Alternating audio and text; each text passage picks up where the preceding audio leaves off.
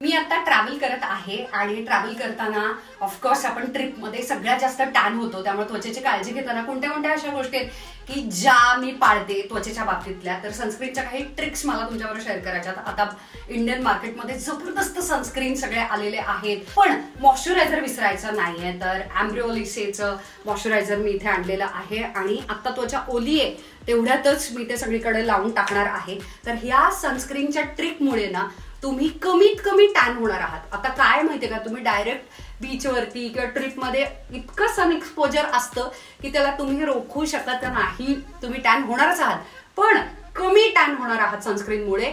नाहीतर इतकं टॅन होतं की 6-6 महिने 1-1 वर्ष तो टॅन निघत नाही. त्याच्यानंतर कुठचंही पातळ सनस्क्रीन तुम्हाला घ्यायचं आहे, एकदम लिक्विडी सनस्क्रीन घ्यायचं आहे. इतकं रनी पातळ जे आहे ते सगळीकडे चोपडवायचं आहे.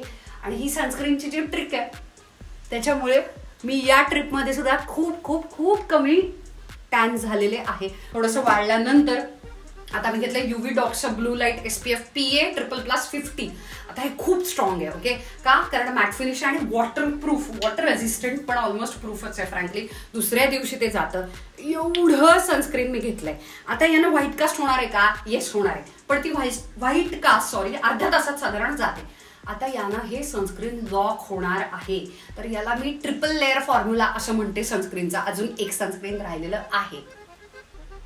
येस, तर आता ऑफकोर्स मी पांढरभूत दिसतेय, पण डोंट वरी, एकदम वॉटर रेझिस्टंट असं हे आता लॉक झालेलं आहे सनस्क्रीन. आणि जबरदस्त सनस्क्रीन आहे. याच्यामध्ये मी स्विमिंग करते, बाहेर फिरते, स्कार्फ घातला नाही घातला, टोपी आपण विसरलो रूमवरती, तरी सुद्धा आपण खूप कमी टॅन होणार आहोत. स्पेशली जर तुम्हाला वांगाचा त्रास असेल माझ्यासारखा, मलाजमाचा वगैरे. आता ही एक जे सगळ्याची लिंक देणार आहे स्टोरीमध्ये. थँक्यू फार्मर नावाची कंपनी आहे, जबरदस्त ही सनस्क्रीनची स्टिक आहे.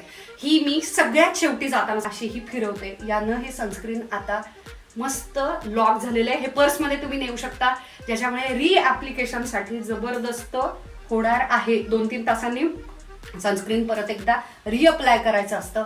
अशा वेळेला हे असं फिरवलं तर आता ट्रिपमध्ये आपण डायरेक्ट सूर्याच्या खाली असतो, आपण सगळे टॅन होणारच आहोत, परंतु आपण कमी टॅन होतो जेव्हा आपण प्रोटेक्शन त्वचेला देतो तेव्हा.